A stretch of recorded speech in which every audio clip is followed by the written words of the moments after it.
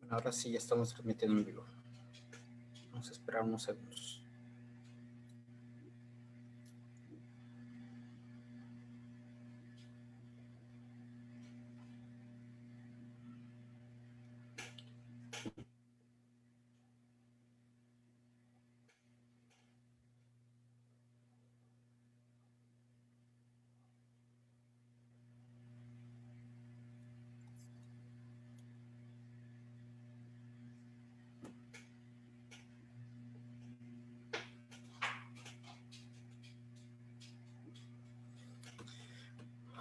Ok, ya estamos en vivo. Bueno, pues muy buenas tardes a todos ustedes los que nos acompañan a través de las redes sociales, a través de la página de Sociedad Mexicana de Micropropagación de Plantas y Automatización AC, y a todos los que nos acompañan aquí a través del Zoom.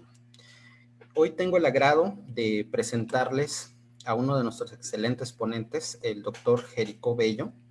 Él es nacido en México, es doctor en Ciencias y Biotecnología de Plantas por el Centro de Investigaciones Científicas de Yucatán, CICI.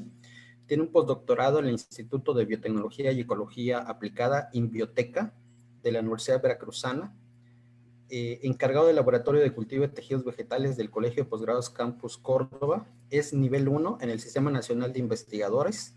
Ha publicado más de 30 artículos. JCR cuenta con 2 patentes relacionadas con la micropropagación, con experiencia en transferencia tecnológica y capacitación a empresas dedicadas a micropropagación de plantas.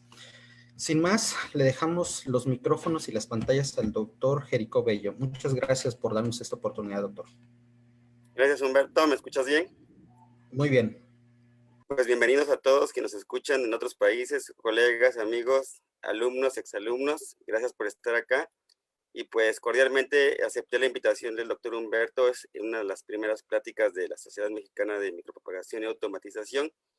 Y pues están invitados a formar parte de ella. Me parece que esta es la única ponencia, salvo lo que diga Humberto, que va a ser de acceso libre. Y si quieres, al terminar la presentación, Humberto, los puedes decir de qué se trata la sociedad para quienes tengan interés en ingresar, estén inscritos. Quise elegir este tema debido a que me parece de mucha importancia, muy poco se habla de ello. He trabajado algunas veces sobre este tópico, y pues es la variación somaclonal.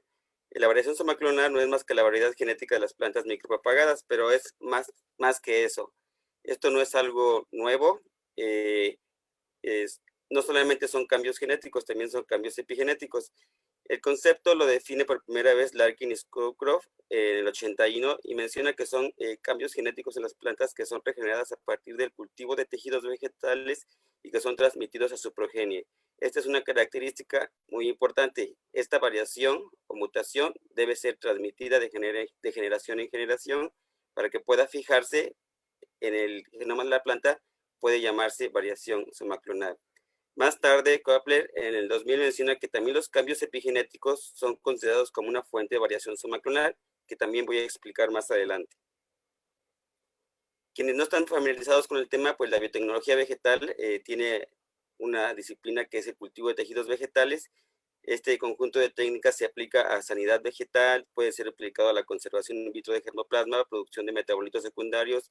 Se aplica también en herramientas de mejoramiento genético como son la transformación, la mutagénesis, selección in vitro y finalmente la micropropagación. Esto es importante porque luego confundimos biotecnología vegetal con micropropagación y con cultivo de tejidos vegetales y son cosas totalmente diferentes. Una se enlaza con otra, pero cada una tiene su propio concepto. ¿Por qué elegir la micropropagación? Pues la micropropagación o propagación in vitro de plantas es una de las técnicas de tecnología vegetal que más desarrollo ha tenido en los últimos años. Hoy en día, pues muchos los que estamos acá viendo esta conferencia, pues nos dedicamos o nos hemos dedicado o posiblemente nos vamos a dedicar a esta tecnología de propagación de plantas y pues es importante por ello saber acerca de la variación somaclonal. ¿Por qué es importante saber la variación somaclonal?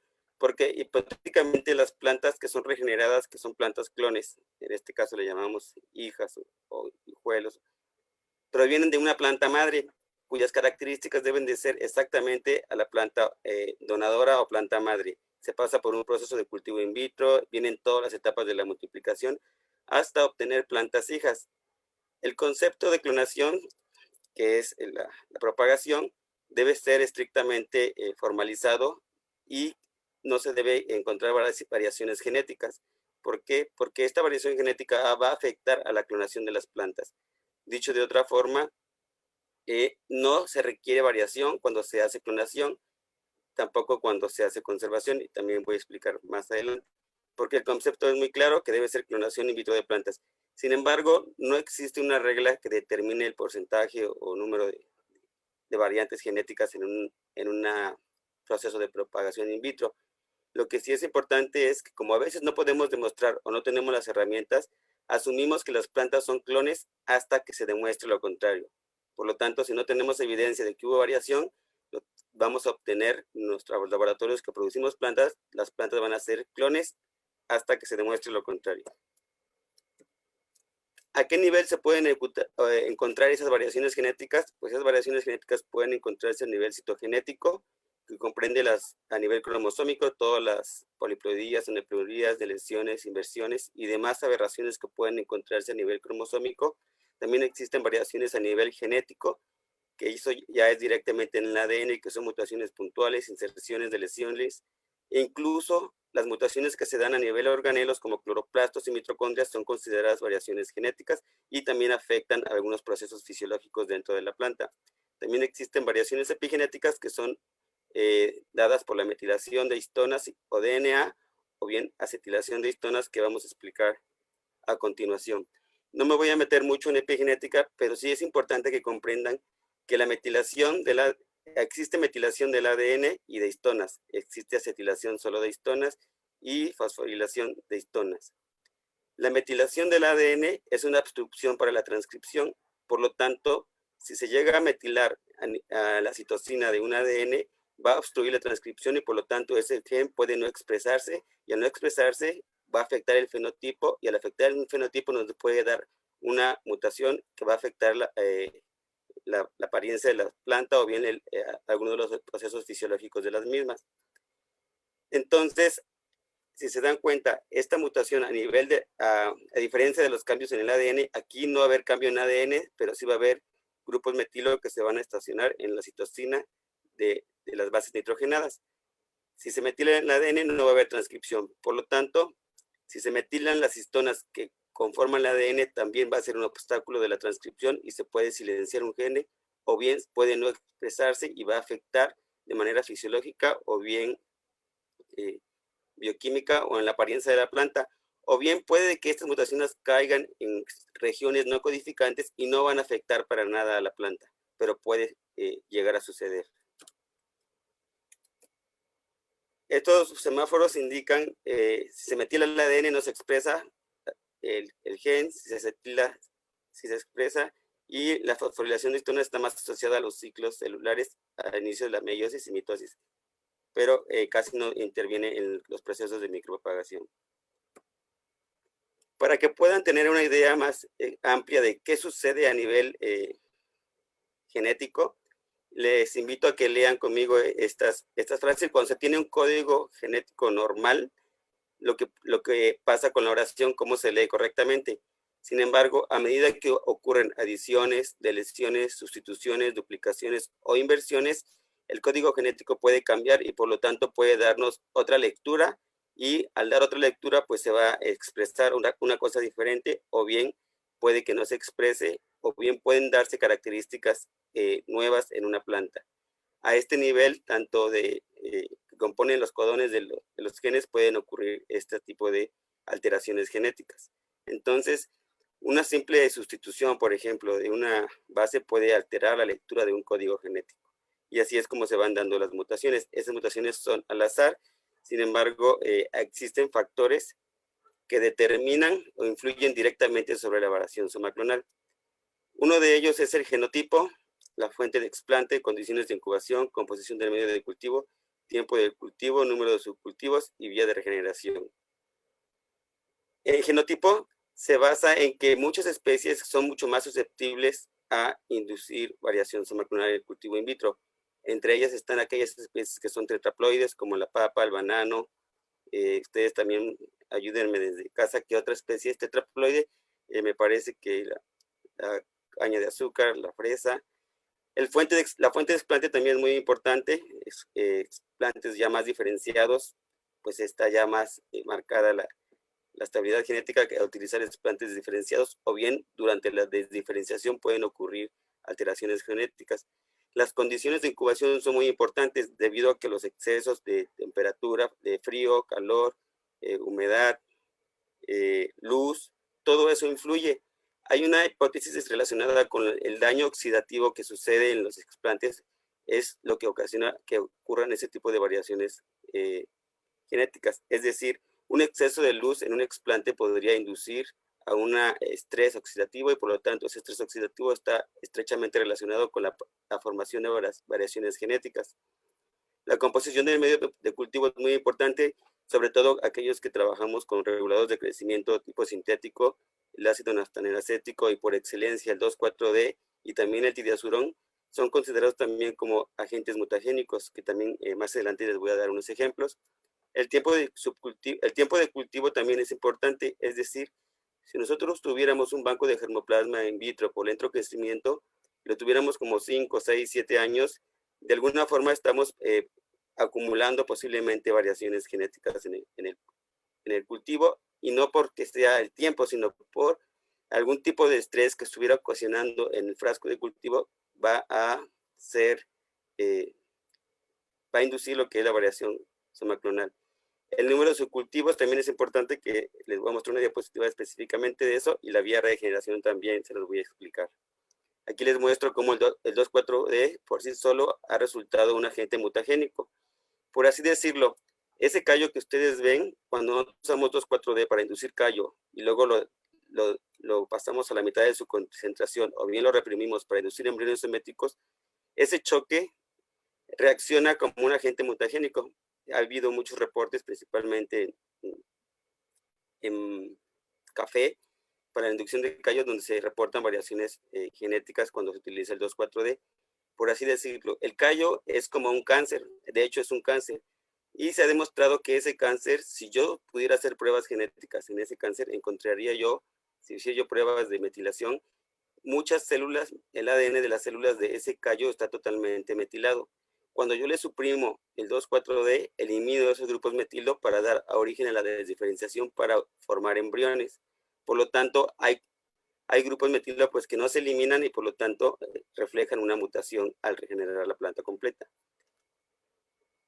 Otra cosa muy importante es el número de subcultivos. La variación somaclonal se incrementa a medida que aumentamos el número de subcultivos en laboratorio. Por lo general, en los laboratorios yo siempre recomiendo fijar el número de subcultivo de su planta con la que trabajan, porque a medida que aumenta el número de subcultivos, es muy probable que se vayan acumulando variaciones genéticas y se vayan dispersando a medida que incrementamos el número de subcultivo. Por eso es importante fijar, en algunos casos, el número de subcultivo, se acumulan mutaciones y esas mutaciones bloquean genes homeóticos, que son genes encargados de la regeneración de plantas, y por lo tanto a veces cuando tenemos muchos subcultivos o plantas muy viejas in vitro, pues ya no es posible regenerarlas aun cuando le cambiemos de medio o le agreguemos más regulador, lo que ocasiona que pues aumente el número de variaciones genéticas. Es importante comprender las vías de regeneración. Quienes no hacen cultivo de tejidos vegetales, o bien que quede estrictamente bien planteado y entendido, porque esto también es importante para ver qué vía de regeneración ocasiona más variación genética y cuál menos. Todos sabemos que se parte de un explante, hay una condición de medio de cultivo, hay una interacción entre ambos y puede dar a la morfogénesis directa. Puede ser organogénesis, la formación de brotes, o bien únicamente formación de raíces. Y por otro lado se encuentra la embriogénesis somática. Ambas vías pueden obtenerse de forma indirecta cuando se parte de un tejido calloso, el cual le llamamos morfogénesis indirecta. Y esta imagen es básicamente la que representa toda la presentación del día de hoy. Tenemos, si vemos de izquierda a derecha, tenemos estructuras ya diferenciadas como semillas, yemas, aquellas explantes que no pasan por un proceso de diferenciación celular, es casi nula o baja la presencia de variaciones somáticas. Esto quiere decir que en estructuras ya diferenciadas que simplemente continuamos el desarrollo in vitro, pues es muy baja la probabilidad de que ocurran variaciones genéticas. Sin embargo, a medida que aumentamos la morfogénesis, siendo de mayor grado la organogénesis que la embriogénesis somática, pues va aumentando la tendencia a aumentar la variación somaclonal. Cuando se parte de tejido calloso, cuando es morfogénesis indirecta, la probabilidad de encontrar variaciones somáticas es más alta. Esto quiere decir porque probablemente se utilizó 2,4-D, pasó más tiempo en el cultivo, las células se estresaron más y cualquier proceso que pasa de forma indirecta tiene mayor probabilidad de presentar variaciones somaclonales o bien van a ser mucho más frecuentes. Los protoplastos, que son células sin pared celular o aquellos que se ocupan suspensiones celulares, quizás nosotros no lo notamos, pero dentro del frasco de cultivo, en el matraz, en agitación, está ocurriendo un grado de estrés muy alto que está ocasionando que las células se estresen y ocurra un mayor porcentaje de variación somaclonal. Y todo eso está relacionado tanto con especies polisomáticas, que es con menor frecuencia, y en especies polisomáticas como la papa. Ya habíamos hablado de estas especies, la caña de azúcar y otras.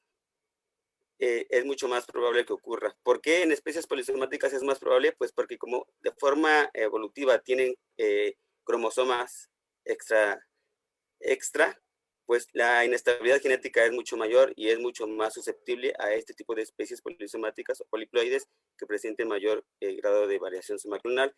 Y conforme el tiempo esté más, tiene que ver que si están los subcultivos mayor tiempo en condiciones in vitro, pues las probabilidades también van a aumentar. Entonces es muy importante esto. No siempre lleva a esta tendencia, es importante mencionar, esta tendencia fue propuesta por Novak en el 91, sin embargo, pues hay que evaluarlo porque puede que esta tendencia no sea para todas las especies y para todos los cultivos. Les explicaba que aquellos explantes, porciones de material vegetal que ya se encuentran diferenciados como unas yemas o las areolas de los cactus o bien semillas de orquídeas de otras especies, que simplemente las metemos in vitro para desarrollar, para realizar algunos estudios o para que sean fuente de explante o para conservación, pues es muy baja la probabilidad de que existan variaciones genéticas debido a que ya son explantes diferenciados, el cual las condiciones in vitro solo le van a brindar medio para poder desarrollarse normalmente. Les voy a mostrar a continuación algunos ejemplos de algunas fotos que puede ocasionar las mutaciones. Muchas de ellas son visibles y otras mutaciones no son visibles. Sin embargo, en este ejemplo, pues una de las características que nosotros sí podemos ver es las quimeras o rayas, y estas están ocasionadas por mutaciones a nivel cloroplasto con la síntesis de clorofila. Por eso es que en muchas ocasiones se ven ese tipo de plantas. Este es un caso de caña de azúcar, el cual esta variedad solamente daba una yema. Cuando pasa por un proceso de propagación, el cual no se define cuál fue el número de subcultivos, es probable que a nivel en campo se presenten este tipo de fenómeno. Esta planta, esta variedad, es de una yema. Al pasar por in vitro, puede que aparezcan 2 yemas, que no es una condición normal. Sin embargo, haciendo búsqueda de esta planta, muchas veces estas condiciones de variaciones genéticas es como si ocurriera una regresión ancestral. Así yo lo quise llamar, no existe ese término. Sin embargo, lo hemos visto en algunas especies, por ejemplo, aquí, en piña. Ahorita regreso a las otras. En piña puede pasarse dos escenarios. Uno que ocurran este tipo de rayados, o bien esta variedad, la MD2 o gota miel, por lo general su progenitor ancestral venía de una piña rayada. En algún momento durante el mejoramiento genético, pues la ventaja de esta piña pues era que durante la cosecha estas espinas no dañaran a las manos de las personas que hacen la cosecha. Durante el mejoramiento genético se eliminaron las espinas, se mejoró el sabor. Sin embargo, cuando se meten in vitro y también ocurren mutaciones, puede de que es muy probable que esta piña regresó ancestralmente a sus progenitores. Y esto no debería suceder porque, de acuerdo a las leyes de Mendel, pues esto solamente sucede en especies de propagación sexual. Sin embargo, no sabemos qué está ocurriendo, o al menos no se sabe por qué cuando ocurre una mutación, las características que aparecen mutadas en algunas ocasiones vienen de algunos ancestros comunes. Voy a regresar acá. Esto se da también en café, puede darse variaciones en el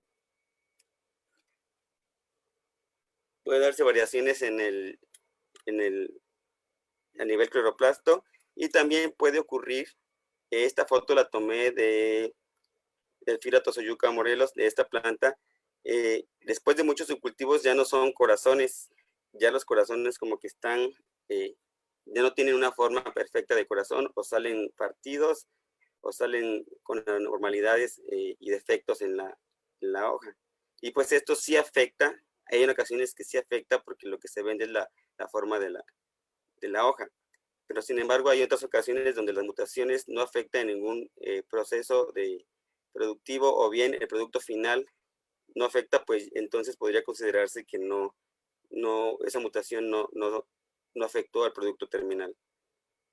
Este es el caso que les decía de piña, por eso quería demostrarles que pueden haber aberraciones y también pueden haber algunos desórdenes fisiológicos. Esta foto es de anturio micropapagado, creo que se llama el espádice, le sale como un pequeño tumor y solamente a veces eso ocasiona entre una de 1000 o una de 2000 plantas. Y esta foto que tomó Eduardo hoy, mi alumno, de vainilla, que también puede ocasionar una mutación en la ralladura, que son plantas como tipo quimeras, que afecta la ralladura, afecta la visión de la vainilla. Sin embargo, en muchas ocasiones, si esta es la única vainilla o bien son mutaciones espontáneas y se puede multiplicar, se podría crear una vainilla ornamental, o así sucesivamente. Pues sucede con muchas especies como orquídeas. Si una mutación se fija y persiste, puede alterarse la forma de la flora, el color, y poder incluso sacar nuevas variedades de plantas. En el caso de banano, muy específicamente, nosotros trabajamos banano en algunas ocasiones. Esta foto que pongo acá de banano rallado, esta la saqué de internet, todas las demás son de laboratorio. Pero aquí les quería mencionar que si una mutación afecta, por ejemplo, ustedes si ven en el súper bananos rallados, pues a lo mejor van a pensar que son transgénicos, no los van a querer comprar. Pero si una mutación afecta la forma de la hoja, la nervadura, y al final nuestro banano no va a tener ninguna característica diferente, pues es muy probable que se acepte ese tipo de mutación y no afecte al mercado. Sin embargo, no existe una regla. Una vez leí en un libro que decía que máximo 5% de variación submacronal se puede aceptar. Sin embargo, yo considero que no existe una regla, porque si al final esa mutación yo la logro detectar con algún marcador molecular y al final no tiene un efecto en el fenotipo, pues pudiera no tener un efecto para su comercialización. Si les muestro este árbol y si les digo que fue obtenido in vitro y que me identifiquen las variaciones genéticas que tiene, pues va a ser muy complejo, ¿no? Porque a lo mejor la forma de la hoja es influenciada por el ambiente, o bien una nervadura es más grande que otra, y puede también deberse a una variación fenotípica o una variación genética. Y para ello tenemos que tener presente alguna estrategia para detectar la variación somática. Algunas estrategias son mediante marcadores morfológicos, otros bioquímicos. También se utilizan marcadores citogenéticos por cariotipos o demás. Y actualmente muchos laboratorios utilizan marcadores moleculares, pueden ser ICCR, que son intermicrosatélites, microsatélites, o AFLPs. En nuestro caso, un servidor ha trabajado únicamente con microsatélites y intermicrosatélites. Anteriormente se trabajaba con RAPs, pero los RAPs ya están descontinuados por su baja reproducibilidad.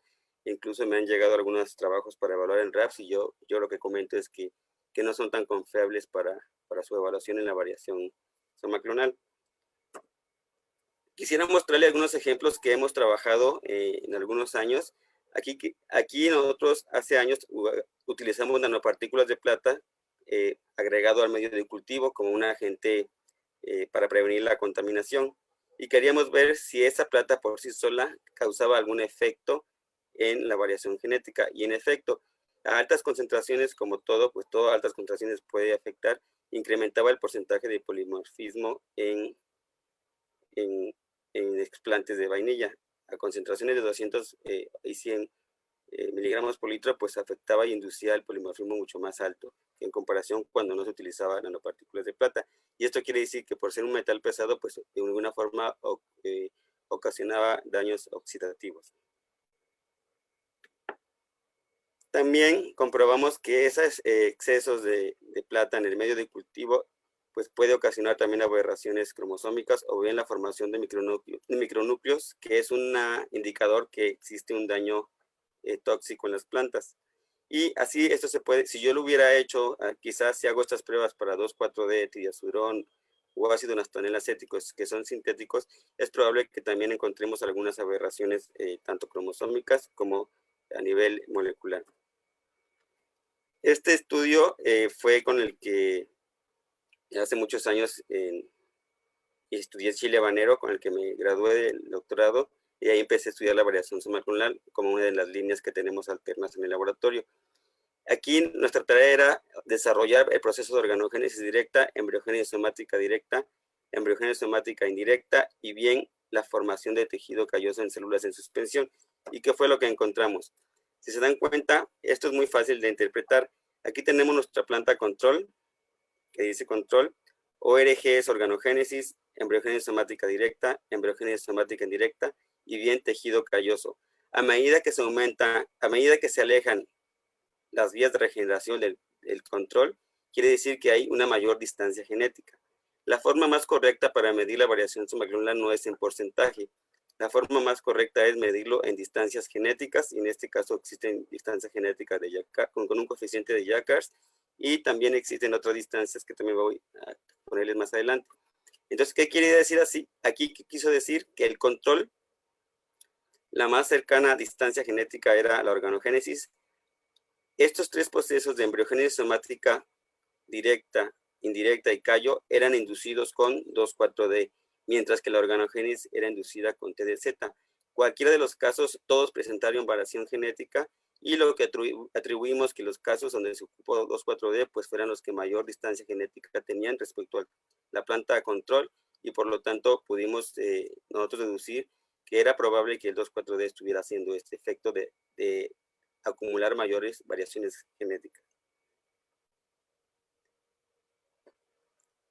Otro trabajo que pudimos desarrollar con una alumna de doctorado es en vainilla.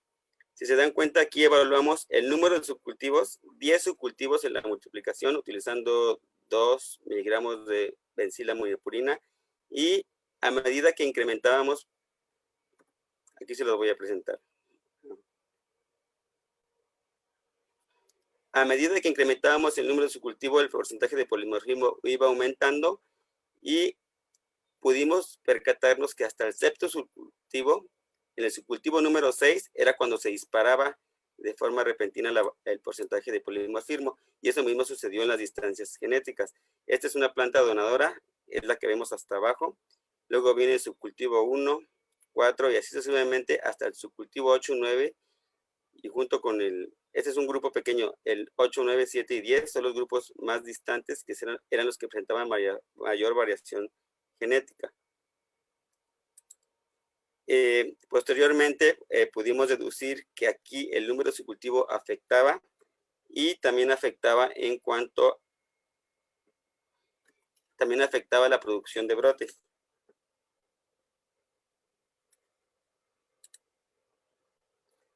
Otro ejemplo que se lo voy a explicar más detalladamente fue en caña de azúcar.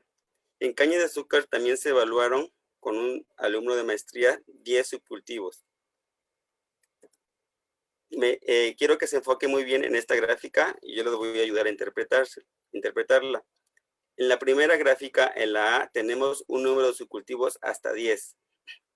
Aquí son el número de brotes por explante.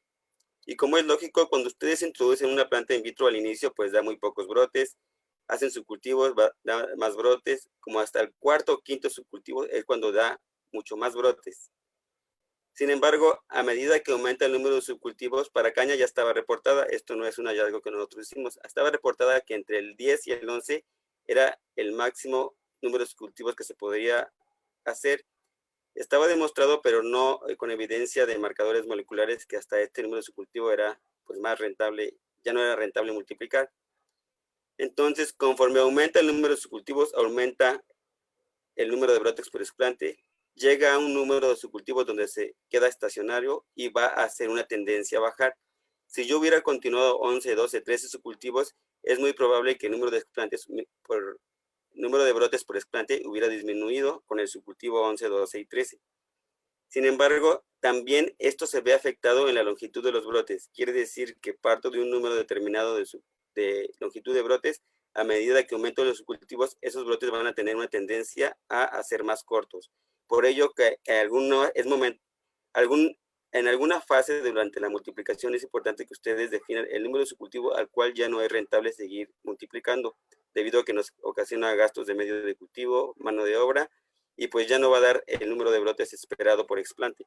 En este caso, fijamos que hasta el subcultivo quizás 9 ya era lo máximo que podíamos tener. A ver, déjenme ver. Hay una diapositiva, no está acá, que demostramos que durante el primer subcultivo, al menos solamente nos ha pasado en caña de azúcar. Durante el primer subcultivo existe un periodo de estrés en el explante y por lo tanto al evaluar en ese subcultivo la variación genética se incrementa. ¿Por qué se incrementa? Nosotros asumimos que porque cuando venía de la planta de campo al meterlo in vitro pasa por un periodo de estrés pues severo, ¿no? Es una planta tetraploide y pues a mejor el reordenamiento celular y la multiplicación y en lo que se estabiliza para dar nuevos brotes pues a veces pasa por un periodo de estrés cuando se trae de campo. Entonces ahí demostramos que solamente en caña de azúcar pasó ese fenómeno de que hubo una inestabilidad genética y por lo tanto el porcentaje de variación genética aumentó mucho más en el primer subcultivo que en el resto de los cultivos. Es importante, esta variación muchas veces la tenemos como algo negativo, ¿no? Sin embargo, en el mejoramiento genético es muy útil. ¿Por qué? Porque la variación obtenida mediante cultivo in vitro puede aumentar la diversidad genética dentro de las especies vegetales y puede ser aprovechada para el mejoramiento genético en muchas especies. Y esto pues inició en su, pongan atención en este paper, fue en el 86, y si se dan cuenta las líneas que están subrayadas en rojo, imagínense, esta es una de las revistas pues, con mayor impacto, ¿no? Y esto en el 86 pues era un boom. Llegó la era de la transformación genética y pues todos los investigadores se inclinaron más en los 90 para la transformación y esta técnica de mutaciones o mutagénesis o bien la variación somoclonal pues la dejaron de utilizar y vinieron otras opciones para la transformación. Sin embargo, ellos decían que Evans y Schramm decían que pues esta podía ser aprovechada estas mutaciones en un futuro para el mejoramiento genético. Y pues después en esta revista en Science, de igual forma, Evans menciona que esta es una oportunidad para ampliar la variabilidad genética natural y pues puede ser utilizada para la formación de nuevas variedades. Y se dan cuenta, pues esto fue en el 89, la era de los transgénicos empezó en los 90 fuertemente, y pues ahorita, hoy en día ya hay investigadores que utilizan estas técnicas para hacer también mejoramiento genético y pues pueden combinarse diferentes técnicas. Este es un ejemplo que quise mostrarles, es que la variación junto con la selección pues son herramientas muy poderosas que pueden utilizarse para mejoramiento genético, para la selección de dar tolerancia a factores bióticos o bien abióticos o bien dar resistencia a factores bióticos, es decir, puede utilizarse cultivo de callos, embriones, brotes. Si no tienen porcentajes de variación somaclonal altos, pues esa variación se puede inducir por métodos de mutagénesis. La mutagénesis es acelerar la variación por algún método que puede ser rayos gamma, agentes químicos, físicos. Sin embargo, ese es un tema totalmente, pues muy aparte, que está muy relacionado con la variación somaclonal, pero hay una clase para mutagénesis in vitro Pero cuando las variaciones somaclonales se dan de manera, por así decirlo, espontáneas in vitro, esas variaciones pueden ser muy bien aprovechadas para mejoramiento genético, para screenings in vitro, para selección de sequía utilizando polietilenglicol, para salinidad con cloruro de sodio, o bien se pueden utilizar resistencias a fusarium usando cultivos filtrados o bien ácido fusárico, y aprovechar esa variabilidad genética que ocurre in vitro para seleccionar aquellos genotipos que puedan ser tolerantes a algún factor abiótico o bien resistentes a un factor como una plaga o enfermedad con un factor biótico. Nosotros hace años también trabajamos, detectamos que en el primer estudio ya teníamos plantas que habían sido genéticamente diferentes a la planta progenitora. Entonces utilizamos polietilenglicol. Quienes no conocen, el polietilenglicol es un agente estresante que retiene las moléculas de agua en el medio de cultivo y por lo tanto genera un estrés hídrico in vitro, y puede ser utilizada como un agente de presión de selección, ya que reduce el potencial osmótico del medio de cultivo, y aquellas células que tengan la capacidad genética de tolerar a un umbral de potencial osmótico, pues las que sobreviven y desarrollan, es posible que tengan esa tolerancia hacia ese tipo de estrés.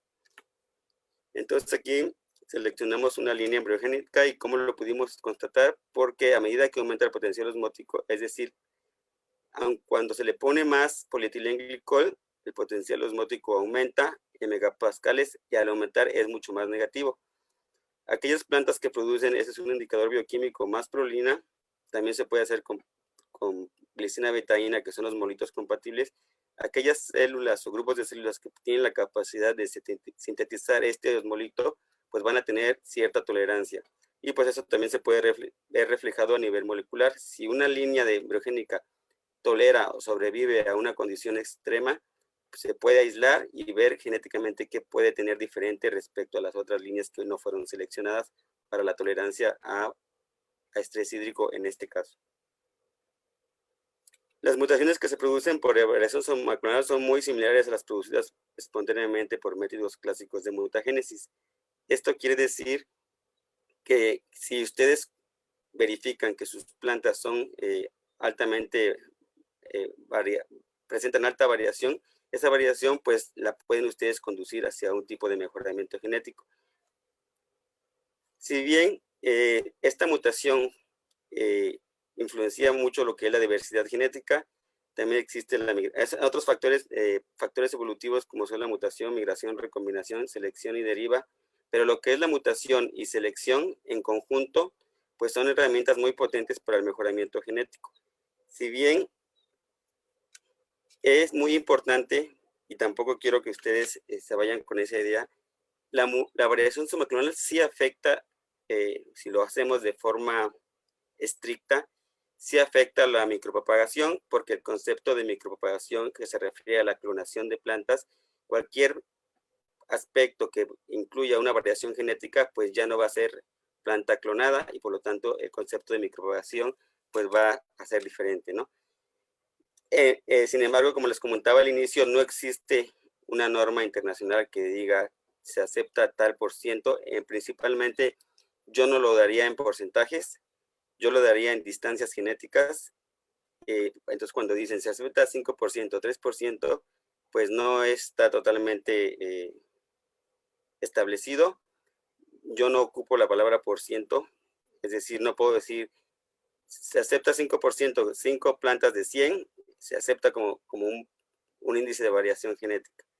¿Por qué? Porque si yo veo una planta que varió, puede que esa misma planta tenga 2 o 3 o 4 variaciones genéticas dentro de la misma planta, y por lo tanto estoy dando un porcentaje, puedo sobreestimar o subestimar el porcentaje de variación genética. Sin embargo, si lo expreso en distancias, yo puedo decir está alejado a tal distancia genética de la planta progenitora, y lo puedo aceptar así, o bien yo no lo manejaría en porcentajes.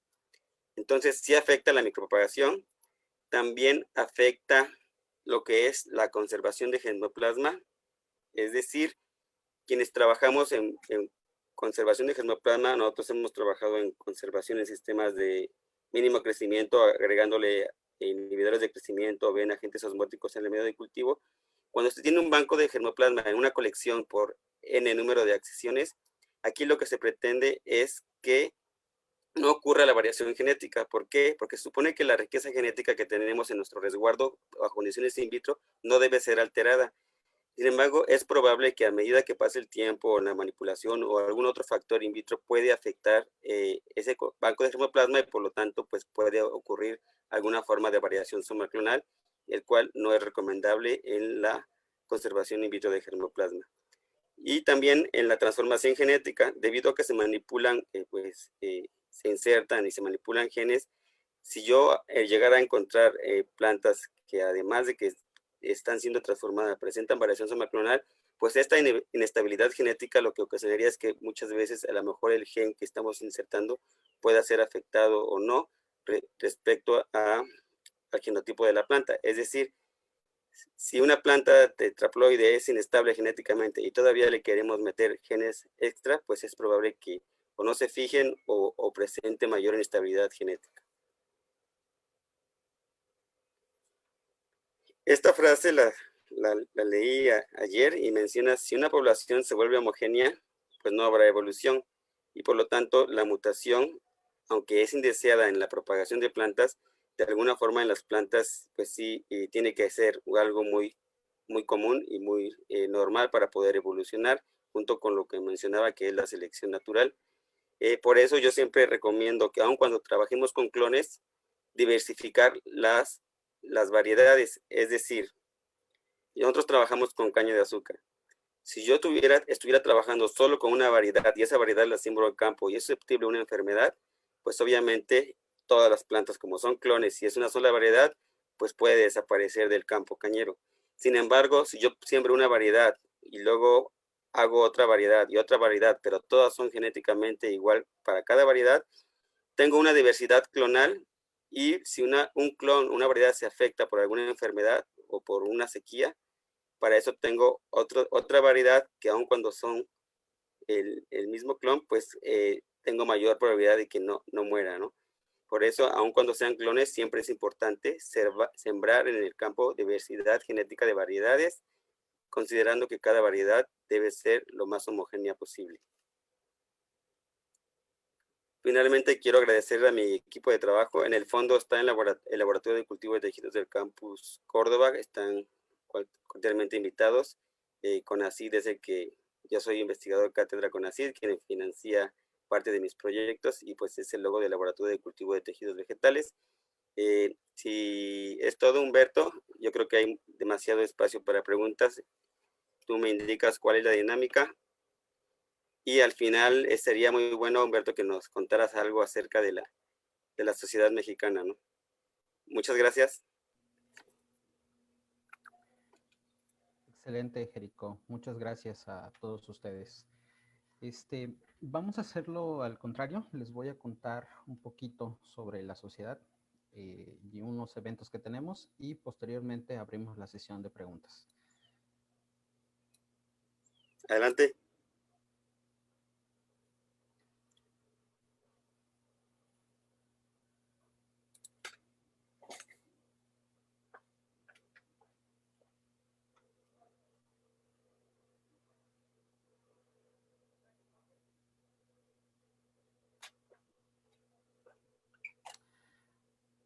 Ok, a ver, permítame.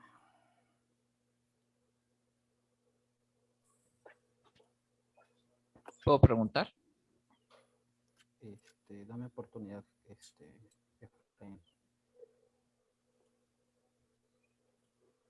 Perdón, ¿me escuchan? Sí, te escuchamos. Hola, Jerico. Dame Soy Efraín. Dale, Efraín.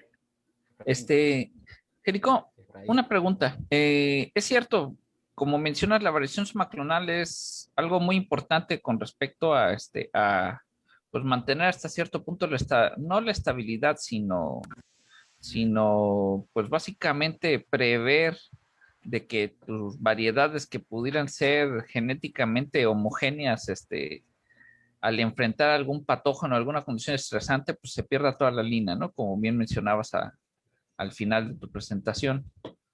Pero me queda la inquietud de que, pues muchas veces se tienen, seleccionadas ciertas variedades que uno quiere propagar clonalmente por caracteres agronómicos, ¿sí? Y cuando se trata de una hortaliza, pues no hay ningún problema, porque si tengo una variedad somaclonal, o sea, tengo variación somaclonal, puedo evaluar si estos variantes todavía conservan la característica por la cual yo la seleccioné. Pero ¿qué sucede con especies forestales, por ejemplo? O con especies de un mayor, de un ciclo de vida más largo. No me estaría arriesgando a de que con el objetivo de pues, hacerlas o mantener cierta adaptabilidad al ambiente cambiante, también perdiera el carácter que inicialmente haya seleccionado en ellas. Fíjate, doctor Efraín, que tu pregunta es un poco compleja. Es compleja desde el punto de que como esto no está no hay norma que diga, yo al inicio traté de incursionar en esa norma, pero no es ni con Senacica, ni tampoco es con el SNICS. Entonces yo estuve haciendo como que ese tipo de preguntas como tú, que si no me afecta mi cedro y tiene una mutación en la hoja, pero si lo que yo quiero es la madera, pues no te va a afectar absolutamente nada, ¿no? No hay una relación. Pero lo que sí también supe es que en algunas plantaciones por Tabasco, quienes sembraban clones cedros, y vino una enfermedad y se llevó a todos los cedros. Entonces, yo sí aceptaría un umbral pequeño de variación genética porque es muy probable que dentro de esas pequeñas variaciones, como son aleatorias, puede de que me dé cierta resistencia a un estrés de algún patógeno, puede que no dé. Entonces yo sí dejaría oportunidad a que no seamos estrictamente de que tienen que ser forzosamente 100% fidelidad genética a la planta madre. Yo daría un espacio de distancia genética que sea permitible y que no afecte a mi producto terminal, como en tu caso mencionas que es el cedro, ¿no? O algún otro forestal. Y, por ejemplo, ¿no podría coadyuvar hasta cierto punto mapear el sitio en donde se está llevando la variación somaclonal y pues ver también, mapear el sitio de mayor ocurrencia de los caracteres agronómicos? O sea, claro, esto implica pues conocer muy bien el genoma de la especie de la cual estamos tratando, ¿no? Si, por ejemplo, si bien la mutación y todas estas variantes es completamente al azar, tal vez hasta cierto punto hacer un tipo de selección un poco más dirigida a estos variantes somaclonales que no tengan variaciones en estos, vamos a llamarlo así, sitios calientes en donde están mis características agronómicas, ¿no? O lo opuesto, ver o mapear dónde están los genes que tienen que ver con resistencia, con resistencia a plagas o resistencia a factores ambientales, ¿no? No lo Fíjate que sé. eso sería lo ideal, ¿no? Sería lo más cool que podría haber, porque aunque yo utilice los mejores marcadores moleculares que yo pueda tener, si detecto variación somaclonal en regiones que no codifican, pues entonces no me va a afectar en nada, ¿no? Pero si como tú planteas, me voy a mis genes o regiones codificantes y si ahí sí hubo una mutación, entonces sí es probable que me pueda ocasionar algún desorden fisiológico, bioquímico y a nivel fenotipo. Entonces eso sería lo ideal, ¿no? Pero no creo que haya estudios así tan finos como los que plantean, pero probablemente hay que buscar a ver si existe. Adelante, Humberto. Sí, gracias. Ok, déjenme platicarles un poquito sobre la Sociedad Mexicana de Micropropagación de Plantas y Automatización. Ya la logramos conformar a partir de diciembre y estamos en proceso de lanzar la convocatoria. Ya tenemos a la gente, a la comisión que está trabajando la convocatoria y pues síganos a través de las redes sociales o escríbanos al correo sociedadmicropropagacion@gmail.com y ahí les podemos dar información. Muchos de ustedes ya mandaron correos, sin embargo no les hemos contestado porque la comisión apenas anda trabajando en eso. Esperamos tener la convocatoria ya lista a más tardar a finales de marzo, si puede ser antes, la lanzamos antes. Entonces, para que todos los que quieran pertenecer a esta sociedad, pues ya se unan a nosotros y pues puedan hacerse merecedores a todos los beneficios que puedan tener. Dentro de los beneficios que está ofreciendo la sociedad, no solamente es este tipo de charlas con diferentes expertos en diferentes áreas, sino también algunos talleres, algunas muestras, algunos descuentos en algunas empresas de reactivos, otros descuentos con algunas otras empresas, algunas hoteleras, otro tipo de cosas. La idea es que la sociedad tenga una amplia gama de beneficios y que pues que puedan estar con nosotros, ¿no? También quiero comentarles que ya la tercera edición del Simposio de Micropropagación de Plantas y Automatización va a ser en septiembre, la segunda quincena de diciembre, va a ser en Aguascalientes. El Instituto Tecnológico de los Llanos en Aguascalientes es la institución sede, y pues bueno, también los invitamos a estar pendiente de toda la información que vamos a estar enviando. En este momento nos desconectamos del Facebook para poder atender las preguntas de los que están aquí en el Zoom. Nos despedimos de todas las redes sociales. Jericó, ¿quieres decir despedirte antes de desconectarnos del Facebook? No, muchas gracias por tu atención y vamos a continuar para las preguntas. Gracias a todos los que nos escucharon. Ok, nos desconectamos del Facebook. Hasta luego.